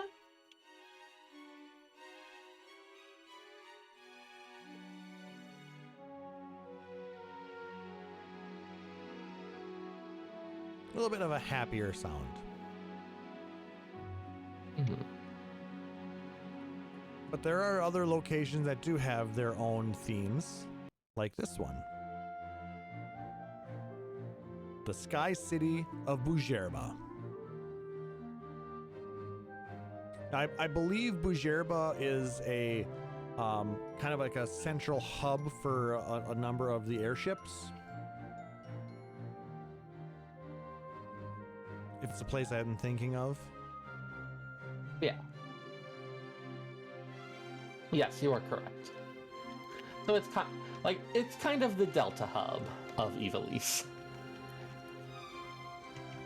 It's a floating city-state. It thrives on the export of magicite mined in the nearby Lusu mines. Originally founded by Mughals, who were the first pioneers of airship travel, Bujerba became an airship docking port, and expeditions discovered more magicite mines, increasing their revenue. But this is also an area that is more aligned towards the Empire at this point, so. But they're maybe making it. They make it seem that way, but in reality, they've allied with the Resistance. So, kind of weird that they're kind of playing both sides a little bit. Yeah. You know, that's one of the things that often happens in these situations. Everyone kind of trying to figure out who to ally themselves with.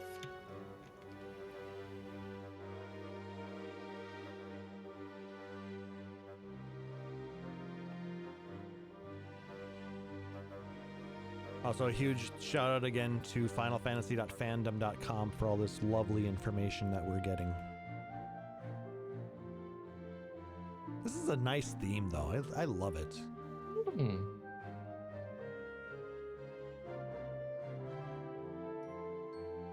this is a town that we do end up spending a lot of time in throughout the game because you fly back and forth in different areas. So, because I think aren't there a couple of quests that require you to like fly all of the different segments between locations?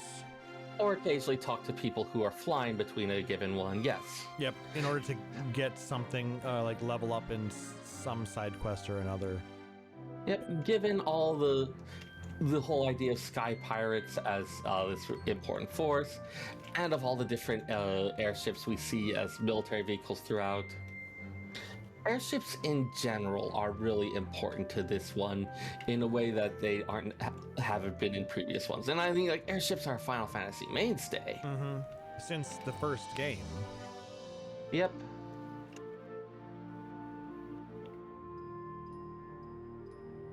But yeah, these are not only for military or for pirates, they're used just in standard commerce as well, so.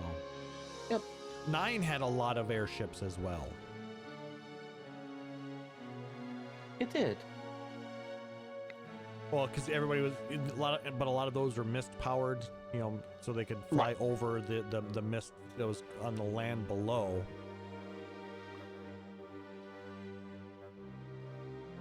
But these are all powered by magicite. They're magic. One thing I'll mention is that in Final Fantasy Tactics, which of course is in the Ivalice setting, it's supposed to be a long, long time, like centuries after Final Fantasy XII. Mm-hmm. At one point you end up in it. One of the last battles is done in an airship graveyard, which is supposed to be a relic of an ancient age of airships. And the Final Fantasy XII may be that implied era. Probably. It's kind of interesting, like, powered by magicite, these flying engines, this kind of like, not quite, like, sort of a technological aspect to it. Anyways. Yes, it's different from what, you know, Tactics has. That's a very feud or like a medieval type of time frame. Yeah. Where this is kind of a mixture. It's like a steampunk and meets Arabian Nights. Steampunk is a good word for it. All right, but you know where a lot of the magicite comes from is from our next song. The location theme of the Lusu Mines. This is called The Stone's Secret. I spent a lot of time in the Lusu mines. I don't know about you. It's a great spot to level up. Especially because I believe at this point you're being accompanied by Larsa. Yes. And Larsa is a very powerful, quasi-controllable character. Yeah. They kind of, they tag along. I don't know if you can apply any gambits to them, but they do help. Yeah, you can't control his actions, but he's reasonably clever and seems to have an inexhaustible supply of high potions. Yep, so definitely take advantage of it and, level up here. There's a lot of stuff that goes on in the Lusu mines. I think this is also where we fight Gilgamesh. Yep. That was quite the interesting, that quest line in 12. Oh yeah, I mean, like, as the source of this mineral that's needed for powering airships, extremely important location. There's a fair bit of jockeying for position and power struggles for control of the city and things like that around it. Mm-hmm. Plus, there's a lot of enemies down here. I think one of the reasons we have to go into the mines is to quell a monster that had been awoken by some of the miners. Yep, and what this is like, that was the city or town where we go around shouting about how we're boss and don't believe Ondor's lies and all of that. And that little thing is enough to start threatening to upset the delicate balance such that it gets us the audience we've been wanting. I am Captain Bosch von Rosenberg. Peak Von. Don't believe Ondor's lies. But yeah, like, this is a place that's very strategically important.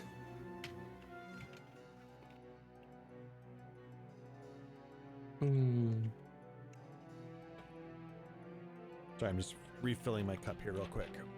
No worries.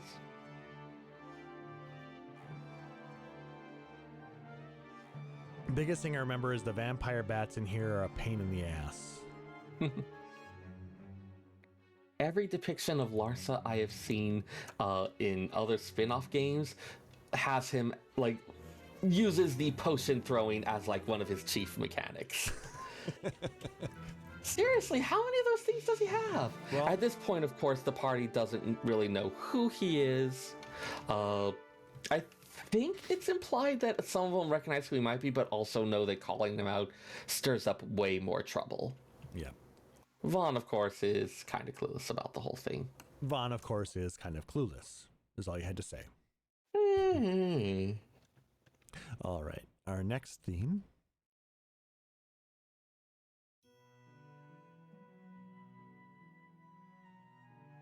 We go back to an Imperial version of a song. This is Black of Night. You got a bit more of, like, those fancy, like... This is kind of a, it's more spoopy and ominous. I can talk. Using a bit more of kind of those refined instruments. Yep. But this plays during an exchange between Vane and Dr. Sid. Yeah. Our Dr. Sid is... Like, this installment Sid is a very strange one. He makes a lot of cryptic comments, the full meaning of which does not become clear until much later.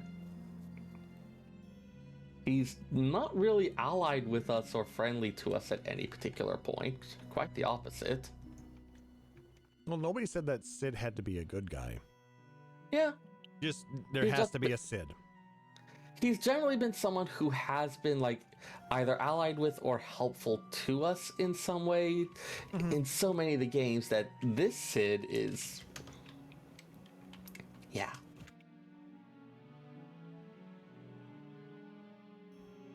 Well, for me, I guess my first Sid actually was in 7. Because I played 1, and I didn't play any of the others. Because I never had a Super Nintendo. Right. So then when I finally got to play 7 on the PC, my first introduction to the character Sid was, well, Sid Highwind. But then you see Sid in 8, NPC headmaster. In 9, he was the monarch, the creator of all the airships. You know, so I mean, yeah. To me, it didn't. He was just a character that's in. You know, there is a Sid named character in each game, doesn't it? But 12 decided to take it a different route.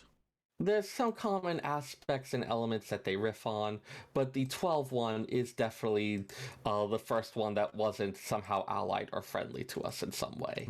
Fair enough. Which, again, going with this entire, like, kind of sinister political setting, kind of adds to that a bit. Just goes to show you can't always expect everything to be the same.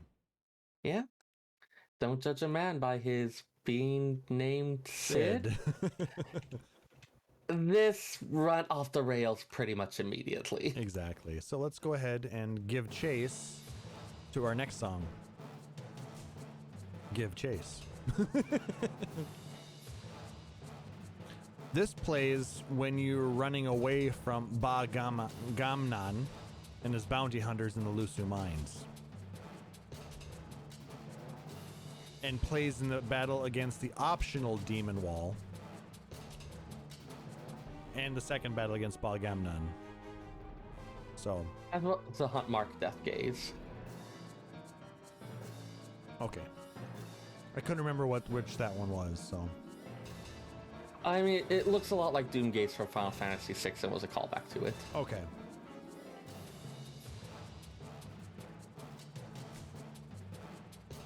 Yeah.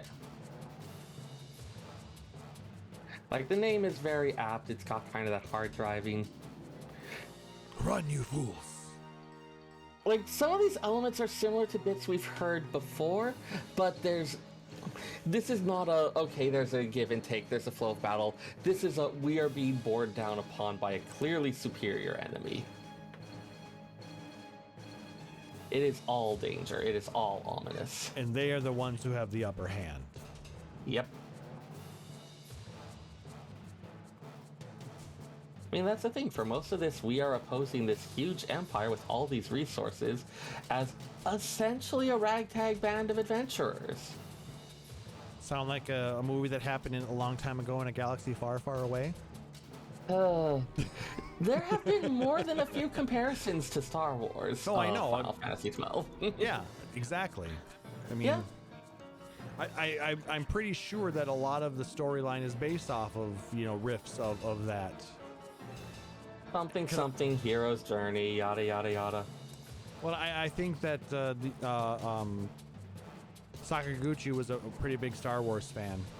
Yeah. I believe he has specifically mentioned inside it, so it's not just all these, like, there was so specifically shout out or like a homage to it. Biggs and Wedge, anybody?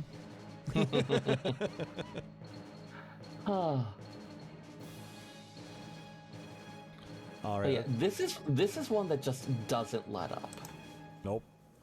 As the fight doesn't let up either until you're done. Yeah. Which brings us to the bridge of the Leviathan.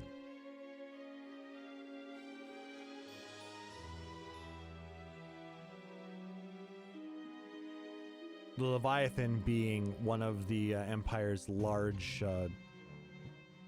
airships. Dreadnought class, I believe.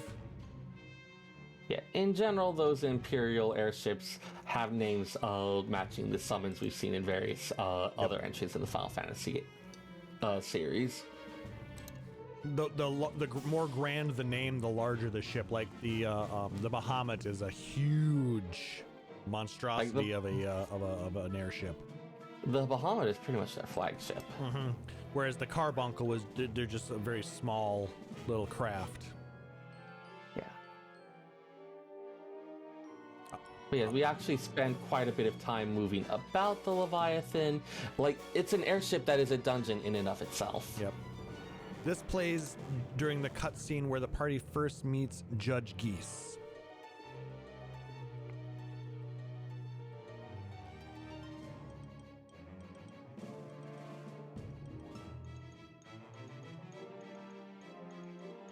Big, scary armor and all.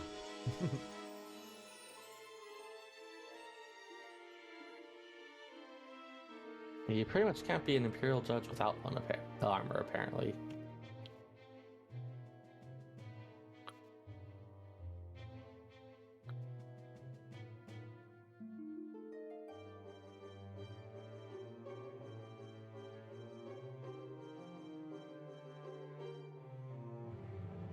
There's a lot going on with this song. Yep.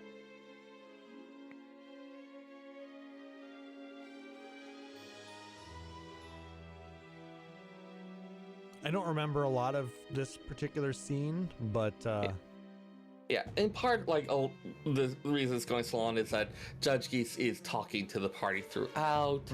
There's a bit of exposition. Yada, yada, yada. And pretty much. So this is actually a little bit less like your typical video game theme and more like something that you might see in, say, a movie where you're having this face-off scene against one of the villain's henchmen. Yep, it would be like a something that's playing during a monologue. Yeah. Or like you said, you know, major plot exposition, which is basically what's happening right now. He's like, haha, you fools! I mean, we do have this, again, ragtag band that has been going around an Imperial airship and has gone and gotten themselves caught. Yep. Which leads into this theme. Defying the Empire. Now this is the theme on the rest of the Leviathan airship. So as the party is escaping from the judge and trying to get off the Leviathan through this dungeon, this is what's playing.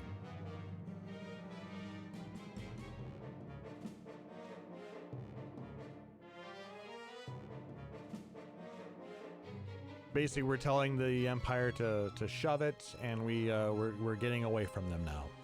There's a little bit of that kind of sneaking aspect. I mean, we are, like, a fair number of our crew as a band of thieves. Sky Pirate, Street Rat. You know, Princess who really rather wouldn't be, but needs must. And a recently freed captain of the guard who was wrongfully imprisoned. Yeah, we're not leading any regiments here, is what I'm saying. This is more of a try to evade notice against guards who are actively searching for you. It's like we're trying to get off the Death Star or something. Oh, I mean, you're gonna keep going with this, but you're also not wrong. Realistically, a lot of the things that happen within 12 have probably the most correlate, you know, that goes the most with, you know, like A New Hope or you know, some of the original Star Wars movies. Yeah, a lot of the story beats do line up with it really well. Mm-hmm.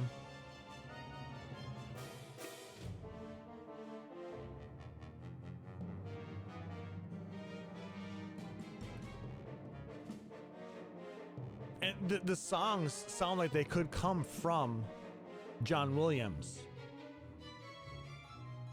I mean, this really reminds me of something that could be playing in Star Wars. Yep.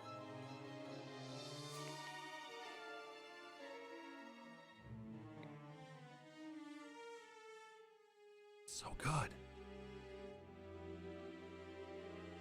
Some of the best composers, you know, have come out of Square Enix. It's just insane.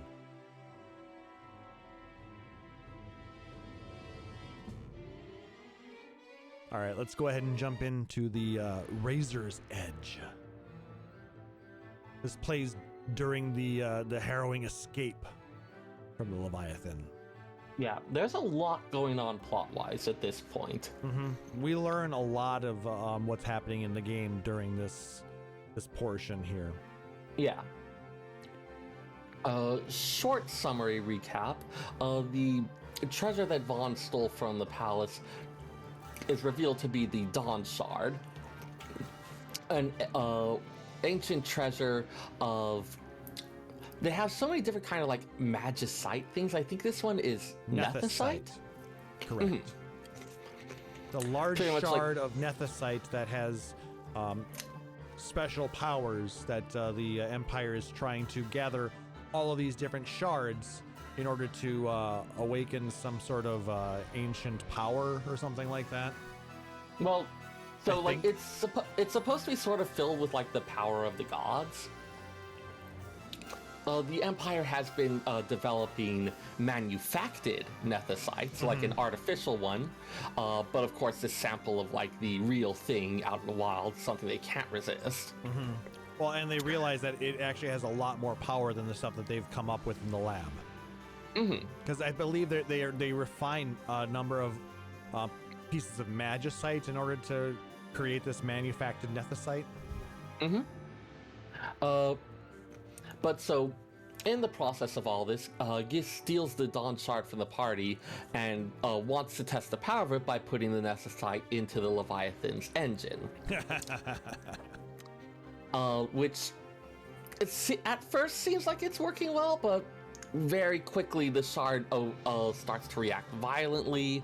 The release of energy incinerates the entire 8th Imperial fleet in an explosion of mist. Whoops. Of course, also in all this is the actual betrayal by Vossler, who is defeated and left behind on the ship, and so clearly meets his end here.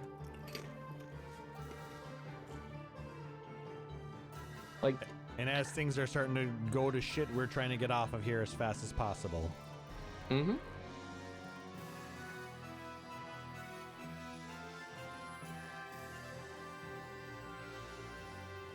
And it has that very noble sound right here, like we're making our way off. Yeah. You know, pulling off some massive heroics. There's a lot going on in these scenes. I mean, you do have the destruction of an entire Imperial fleet there. There's nothing wrong with that, right? I mean, massive loss of life, all that fun stuff.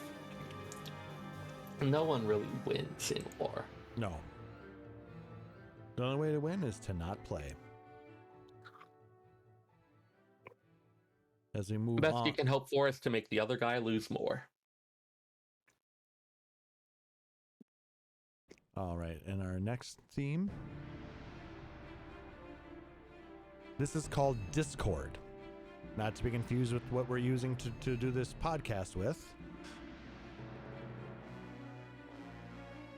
But this is a boss battle theme that plays when you fight against the Judge Magisters. Yeah. So as we're fighting geese for the first time, we hear this, as well as it plays during the battle against Vane Novus. So at the end of the game, I believe. Yeah.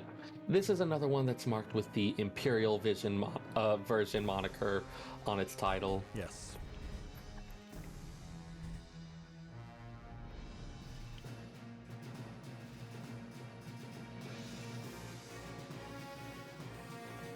Like, you've got that fanfare, but it's minor keyed.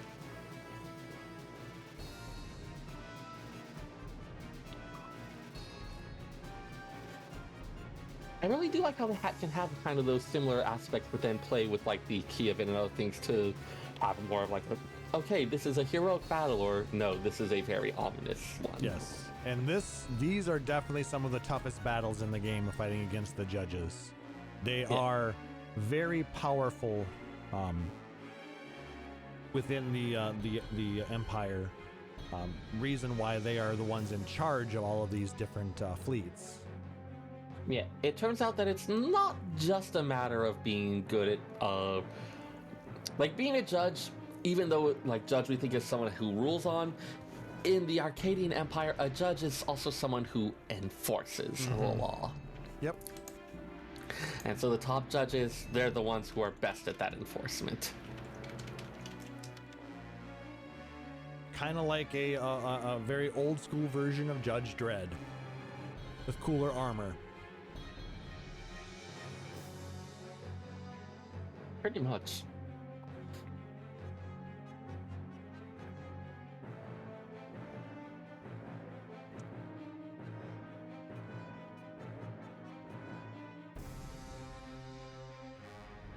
And the final song on this disc 2 brings us to the Tomb of Wraithwall. We mentioned it earlier because of some of the battle themes that we hear play while we're here as well, but for the most part, we hear about, I believe at this point in the game, we hear about another piece of nethicite in the world that is held within the tomb of former King Wraithwall. Yes, so the treasure that had been taken was the Dawn Shard. I believe the Dusk Shard is the one that's in Wraithwall's tomb. I think so. Yeah. So supposedly 3 shards of deifacted, as opposed to manufacted, deifacted with the dia day in it meaning like of the gods. But 3 True shards that were nethicite.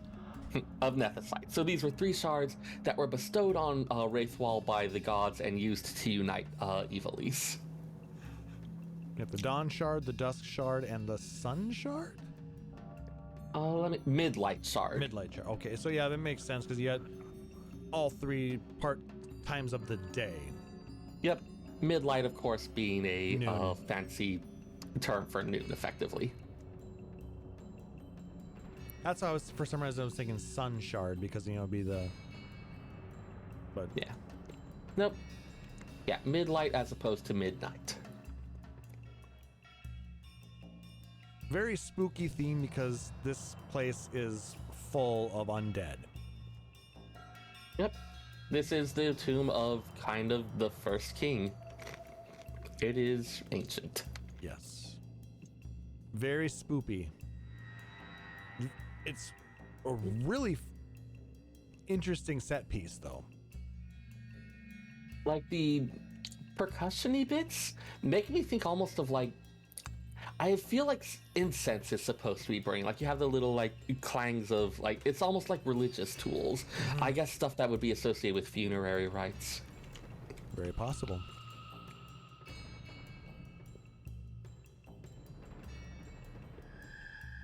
Then you've got those pieces that are very, what's the word I want here? I don't want to say just eerie, but they're very spectral. Yeah. They're kind of a, like something going bump in the night sort of thing. Yeah, not ethereal where it's, but it kind of a bad ghostly. Mm-hmm.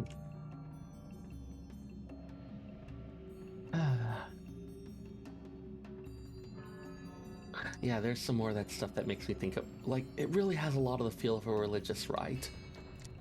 But like the kind that you do in a sub-basement with dribbly candles and possibly someone tied up. Oh my.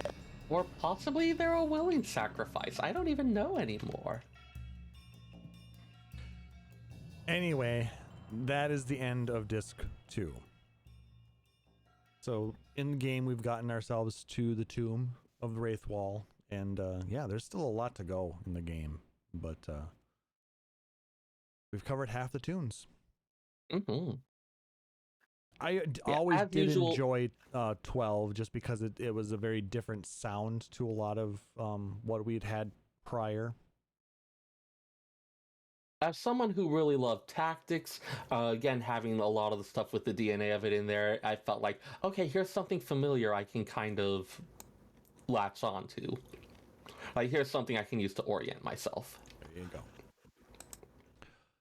All right, so we were running a little bit long because we had that discussion on the live letter as well, but I think that's going to go ahead and do it for this episode, guys.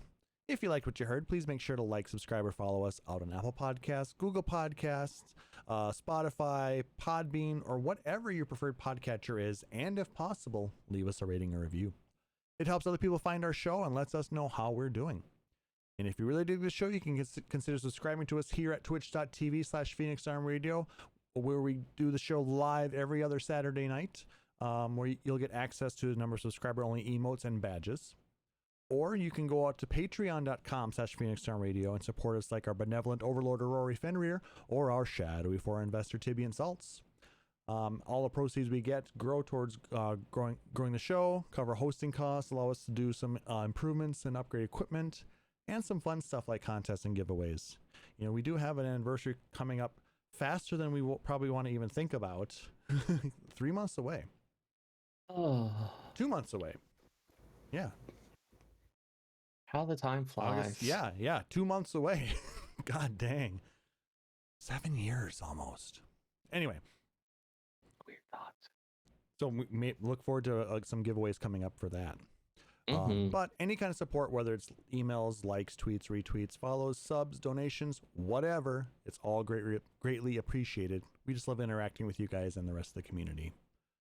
If you want to check out our backlog of podcasts, you can go out to PhoenixDownRadio.com and check it out there. If you have questions, suggestions, or just want to say hi, you can email us podcast@PhoenixDownRadio.com or hit us up out on Twitter at PHXDNRadio. Again, make sure to follow us here at twitch.tv/PhoenixDownRadio so you will be made aware when we go live next if you want to join us for our next live show. Shout out, Seyrr? So I'll go ahead and give a shout out this week. I'm going to go ahead and shout out to Spender, mostly because earlier this week I caught a sight of him riding around on a Phoenix. Congratulations, Nice. Dude, for your group clearing. Why can't I remember the name of it? Pandemonium 4 Savage. Yes. Sounds like it was a hard-won fight. He was updating me on their progress all throughout.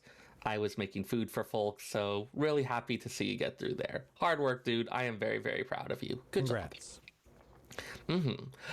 You can find me on Twitter at FF14Seyrr. That's FFXIV SEYRR, where I mostly either tweet pictures of food or retweet the latest amusing thing that Moose said.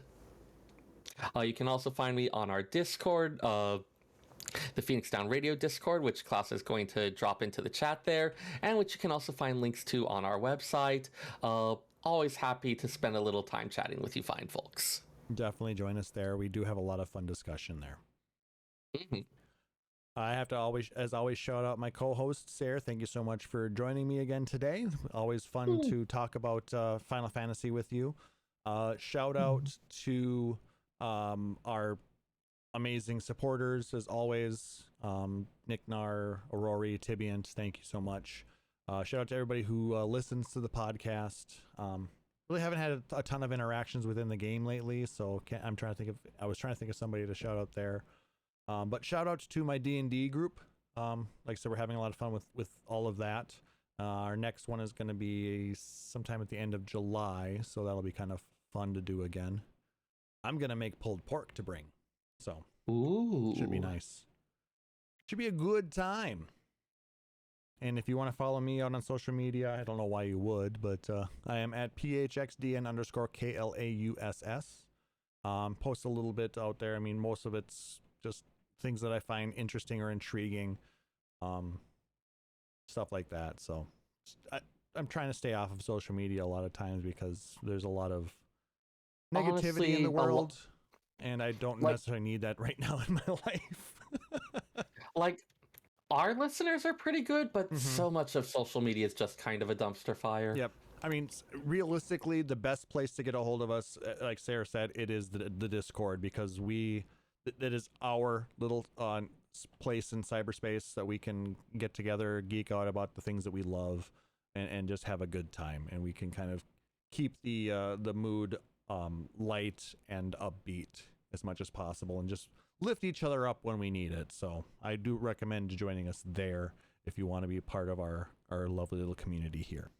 Again, links can be found on the website, so that's probably the best place if you're listening on the podcast to get access to it. So for my co-host Seyrr Timono, I am Klauss Nightbringer. Wish everybody a wonderful evening. Thank you so much for joining us again, and we'll catch you on the next one. Take care. Phoenix Down Radio is a production of PhoenixDownRadio.com and Illusion Productions. Final Fantasy XIV and Eorzea are trademarks of Square Enix.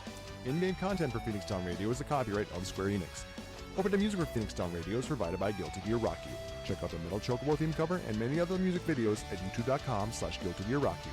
Closing music for this episode is provided by Guitar Wanker 90. Please check out their full version of Matoya's Cave and other rock video game covers at youtube.com/GuitarWanker 90.